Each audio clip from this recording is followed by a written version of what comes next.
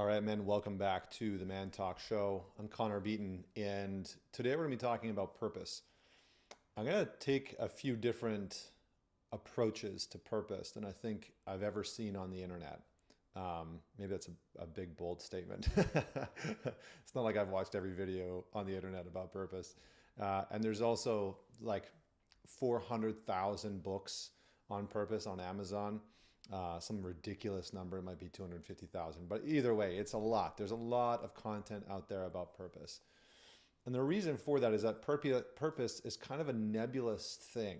It's not something that's so clear and concise, right? If you look up the definition of purpose, it's the reason for which something is done or the reason for which something exists. So when you think about your purpose as a man, as a human being, that is an astronomically huge concept and question to try and grapple, right? Why do I exist as a man? Why do I exist as a human being?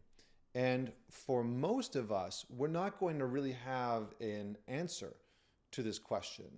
And we're not really going to have any kind of assimilation of what that might mean. And so I wanted to take this in a few different veins. I wanted to talk about a popular culture reference in Dune and the reference to purpose there. I want to talk about my definition, how I define purpose. And I want to talk about how you can actually go about beginning to look for and at your own purpose. And I think maybe look for is the wrong way of putting it, right? Because you're not necessarily looking for your purpose. Purpose is an emergence. It's a property or a sort of alchemical trait or characteristic of existence that emerges. It's not something that you go and seek of, right? It's not something that it's not like gold where you sort of walk out into the wilderness and you start to pan for gold. It's not like that. Purpose is something for me that I've noticed as I've studied purpose, as I've interviewed people about purpose, as I've read about purpose, as I've reflected on my own life, which has a very deep sense of purpose within it. And I'm very grateful for that. As I've looked at that, I've started to ask myself, what are some of the qualities and traits of purpose? And one of the things that I want to talk about immediately is that purpose is an emergence. Purpose is something that begins to reveal itself out of your actions, out of who you are, out of the circumstances of your life. It starts to emerge out of the sort of primordial soup of your environment, the circumstances of your life, the environment that you've been in, where you were born, the family that you were born into, what the architecture of your family system looked like, what the architecture and the framework of the choices and the decisions that you've made in your life have been. Purpose is there's many different elements that contribute to the emergence of one's purpose. And I think that in our modern culture, because we tend to want things to be sort of spoon-fed to us, sort of really in a dumb way explained to us, we've distilled purpose down to this sort of unidimensional or one-dimensional definition. And we want purpose to be like this thing that we do. If I can just find this thing that I can do in the world, then I'll be happy, right? And so a lot of people have placed their happiness, their fulfillment, their sense of contentment, their sense of belonging in the world on their purpose. And they feel and they say things like, when I find my purpose, then I'll be happy, then I'll have all the money that I want, then I'll be able to travel, then I'll yada, yada, yada. So there's this immense amount of pressure that the average person puts onto finding purpose, which is kind of like wanting to find enlightenment, right? It's like the more you go, if you read any Buddhist text, any Hindu text, any text that talks about the concept of enlightenment, what you're going to notice is that in those texts, what they say is the harder you look for enlightenment, the harder it is to find, the more that it will be hidden. And it's in your pursuit of enlightenment, this sort of need or necessity to acquire enlightenment that leads to all kinds of trouble, that leads to it hiding from you. And purpose, I've found, is the same thing. It's like the more obsessed you are with it, the more you need it, the more that you've placed this sort of supreme value on purpose. And the more that you say things like, or feel or think things like, I'll be happy when I'm living my purpose, or my life will be so much better when I'm living my purpose, or things will be so much better when I'm living my purpose. The more that you fall into that trap, the harder it is to feel like you're living a sense of purpose, because it becomes elusive, because it's not something that you can necessarily define into a couple words. It's something that's so much grander than that, so much bigger than that. So I'm going to give you my definition of purpose. I'm going to talk about a popular reference of purpose, and I'm going to talk about how we can begin to not necessarily go in search of purpose, but allow purpose to reveal itself to us, to you, right? How, and this is really the question that I would love for you to sit with, to journal on, to contemplate. How does one begin to allow purpose to emerge? How do I, maybe this is more of a question that you can ask yourself, how do I begin to allow purpose to emerge in my life, rather than how do I find purpose?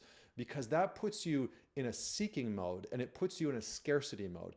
It puts you in a mindset, in a frame of existence, a frame of being, a way of being that says, I don't have this thing, and so I need to go and find it. I need to go and acquire it somewhere. And that's a very, that's a sort of like a modernity take, right? This sort of very modern, materialistic take on what purpose is. And it's very common within our culture that we take this notion that purpose, that everyone's entitled to have a purpose, right? Everyone is entitled to it. You should get it, you should have it, you need it. If you don't have it, there's something wrong with you. And until you find it, you're not going to be complete. And so this is the pressure cooker that we put on our necessity and need to find purpose, which ultimately creates a kind of resistance, a magnetic pushing away of our connection to purpose, because purpose is something that you are. It's something that you have. It's something that exists within you and within your life. And we need to create openings and room for purpose to actually emerge and manifest. And whatever words you want to use, whatever words don't feel woo-woo or ridiculous or too like religiously based, or whatever have you, we need to create room for purpose to actually reveal itself within our life. And yes, there are certain things that we must do in order to have that revealing be possible. I'm going to talk about that towards the end. But I want to start by just giving you a little bit of my definition. And I've thought about this for a very, very, very long time, because purpose is something that I've been innately curious about, but also something that I have felt within me for a very long time. And maybe that sounds conceited or arrogant from the outside, but purpose is something that I have felt this pull towards, or this sort of flowing within myself for a very long time. And I didn't know it at first. I didn't have words to describe what that actually was. So my definition of purpose is that purpose is found at the intersection of using your greatest gifts to positively impact or influence what matters most to you, while being or becoming someone that you deeply respect and admire, right? So I know that's a little bit long, but I'm going to say it again.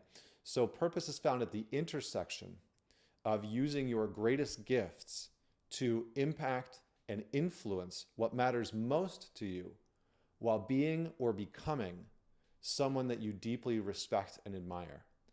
So as far as I can tell, when I study literature, when I study myths of men that are living their purpose, of individuals who are living this sort of purposeful life, and we could almost interchange purpose with meaning, right? A purposeful life, a meaningful life. Those things are somewhat interchangeable, but they have different contexts when we talk about how we operate as human beings, relationally, within what we build in the world, within our careers, within how we make money, within how we interact with people. Meaning and purpose, oftentimes within our culture, are sometimes interchangeable, but sometimes very different. So I'm going to keep those things separate for right now. So as far as I can tell, people that are living with a sense of purpose, people that you look out in the world and you see as embodying this sense of purpose, and people that talk from this place of purpose, and in my own life, it's generally that they are using gifts that are specific to them. And when I say gifts, I don't mean just a skill or an attribute. I mean something that they're very fluent in, they're very good at, right? You look at somebody like a Joe Rogan, right? I mean, who from the outside, probably it looks like he's living his purpose. And he's very good at having conversations with people, at getting information out of people.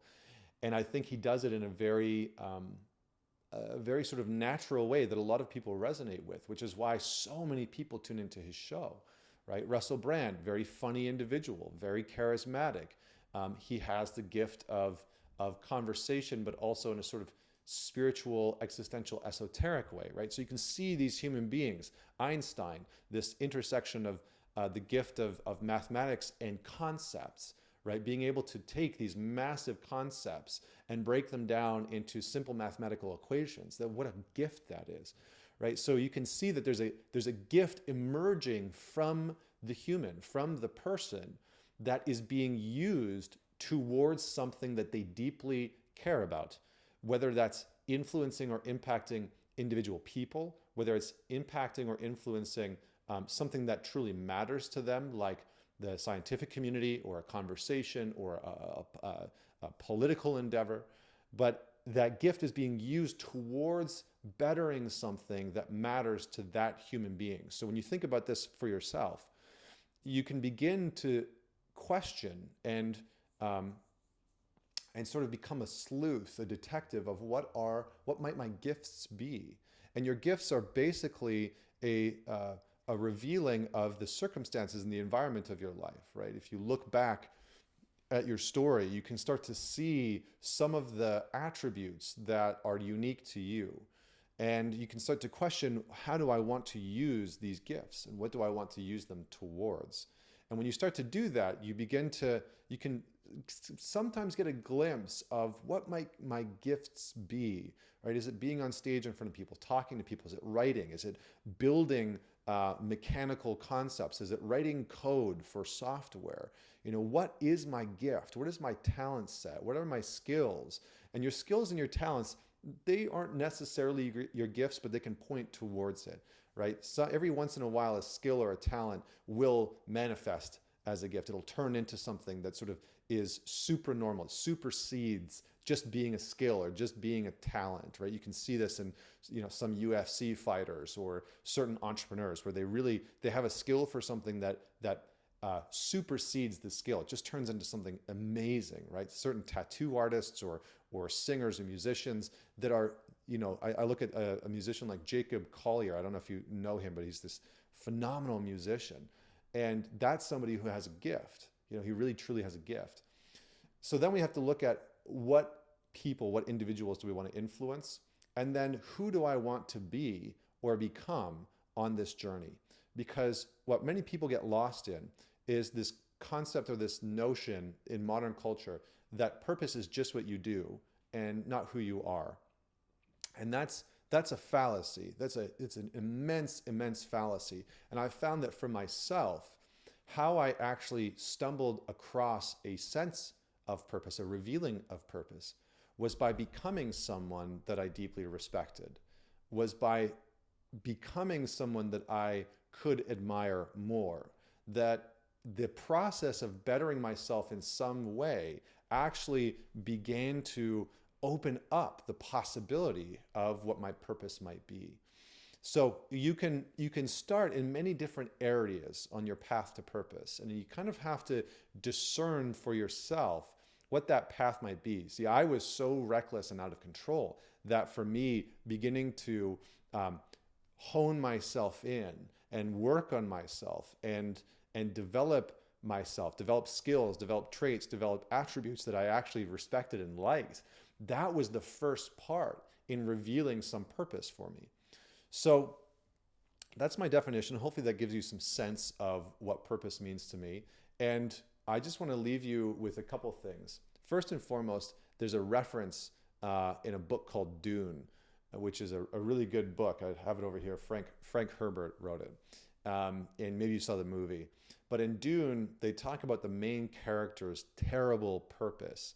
This notion that your your reason for being might be so much bigger than you that you can't even comprehend it. And he sort of alludes to it throughout the book that this character has this terrible purpose and he keeps feeling this terrible purpose. And it's sort of like this ominous experience. And the character is destined for greatness. He's destined to do big things, you know, incredible things. But at the same time, there's sort of this notion that he's playing out or a part of a kind of fate-oriented or destiny-oriented unfolding that he's a part of. And that's the interesting thing about purpose, is that we often look at purpose simply from a known perspective, simply from a rational, logical perspective. But purpose, in my opinion, is much larger than simply what you do and who you are. It's a culmination. It's almost like a spiritual, not calling, but a spiritual thrust that, you know, a river that you're put on and that you start to move down. And the more that you ignore these sort of, shall we say, signs, internal dialogues, the choices that you know you want to make and ought to make, the more that you ignore those, the further away you drift from the flow of purpose. And the more that you begin to tune into this sort of unconscious, deeper voice calling, questioning, commentary, again, whatever word you want to put on it, that is pulling you towards something that you can't quite describe, right? Purpose is not a destination. It's not a mountaintop that you're going to get on. It's not some place that you're going to arrive one day and say, oh, I've found my purpose. Like, this is my purpose. You know, that's not it. It's that your life begins to slowly turn more and more and more and more and more towards congruency and coherence. And the more incoherence you feel in your choices, decisions, relationships, finances, health, etc., the more incoherence you feel, the more purposeful you feel as a human being. And so you're literally attuning yourself mentally, emotionally, spiritually, physically, sexually towards purpose. You're attuning yourself to it. And so the notion here is that purpose isn't just something that you acquire one day, right? Like in a video game where you can just level up. It's not like that. It's something that is also asking you to be drawn towards it. So I love this concept in Dune of the terrible purpose, because in some way the main character, Paul, has this deeper notion, and this is a very complex, big concept that I'm not going to necessarily fully get into, but I just love this notion that purpose is something that you are drawn towards, that you're pulled towards, and it can be terrifying. You know, it can be really a frightening thing, because it can take you into being someone and becoming someone and being in a position and being responsible for things that you never thought were possible. You know, I look at where my life is today, and 10 years ago, I never thought in a million years that I would be where I am today, that I'd be having these conversations with people, that I would be leading an organization, that I would be responsible for a family, that, you know, I mean, just et cetera, et cetera, et cetera, et cetera, et cetera. So when we start to listen to this deeper coherence and attuning ourselves towards whatever you want to call that voice, the soul, the unconscious, the intuition, your gut, etc., the more that you start to tune yourself towards what that part of you and what that part of life and existence is saying and trying to push you towards or pull you towards, the more your purpose starts to get revealed, but the more frightening it is, because the more that you're entering into unknown territory, and the less grip and the less stronghold that your rational mind actually has. So purpose is something that forms, and this is how we begin to find it. Purpose is something that forms out of the formless. It's something that forms out of the formless. It's something that manifests as you confront the unknown, as you listen to that intuition, that gut, that soul voice that says, make this decision, move in this direction. And you start to realize, like, well, if I make that decision, I don't know what's going to happen. I don't know how things are going to unfold. I have no clue what's going to transpire if I move in that direction. And that is deeply terrifying and disturbing for a lot of people. Not knowing is because we cling to the rational mind. We cling to knowing. We cling to needing to know. And so the more that we begin to move in this direction of, I don't know what's going to happen, I don't know what's going to unfold, but this sort of higher self or deeper self or intuition or gut is guiding me in this direction. You start to see things unfolding as you move in that direction. You start to bear witness to a deeper quality of satiation and fulfillment by entering into this unknown territory. It can be quite disrupting, because most people want to know what's going to happen. Most people want to know, if I make this decision, then that's the outcome that's going to happen. But when you start to pursue purpose, it is a game in seeing how much unknown can I tolerate. It's a game in seeing how much formless can I bring into form. How much unknown can I bear? Of not knowing how this is going to unfold, not knowing how that relationship's going to go, not knowing how this decision is going to pan out, and trusting this deeper voice, this intuition, this gut, this soul calling, again, whatever verbiage you want to put onto it, but trusting this element that exists within all of us. And if you want to find purpose, I'm going to make this really clear and direct, you have to risk and be willing to start to listen to this voice. You just have to. There's no way around it. I have never, ever, ever, ever, ever come across any human being or any story or any myth that represents purpose where the individual ignored this deeper calling, this deeper voice, this gut, this intuition, this soul voice. Never have I come across that, because purpose in some ways is intrinsically linked. It's inexorably connected to this voice, to this unknown commentary that you can sometimes tune into. And so you have to be willing to move in that direction, to move into the unknown, because there's a reason, and I'm going to just maybe wrap it up with this. For most of us, purpose is unknown. It is something vague. It is something that we can't define or describe. And when you ask the average person what is purpose, they don't really have a good definition for it. They don't really have a good description of it, because purpose is unknown. And so you as a human being have to be willing to venture into unknown territory to begin to find what is purpose and what is not.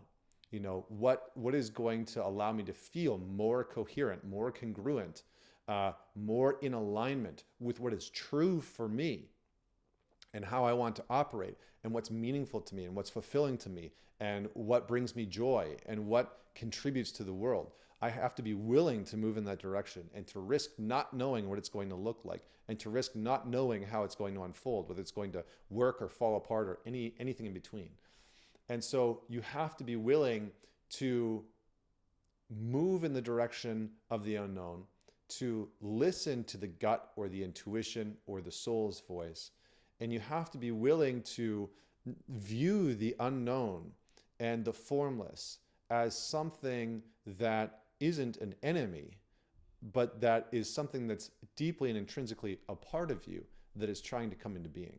And when you do that, there's a hope that purpose will start to emerge out of that, because you don't necessarily know. Likely you're probably watching this video saying, or listening to this podcast saying, I have no idea what purpose is. I don't really know when I feel it, or I can feel it in these moments, and if you really tune in, when you feel a sense of purpose in your life is almost always connected to when you have tuned into your gut, your intuition, the voice of your soul that is moving you in the direction of coherence and congruence. It's not when you've got caught in the rational mind trying to sense make or logic yourself into being. That's not how that works.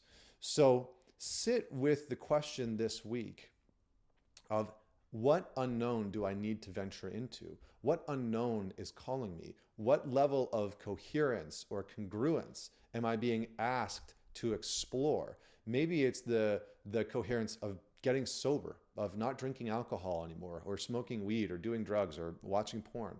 Maybe it's the congruence of treating your body with more respect. Maybe it's the congruence of making a very real career change that you have felt within you for a very long time. Maybe it's the coherence of picking up a spiritual practice like Tai Chi or meditation or whatever it is, prayer.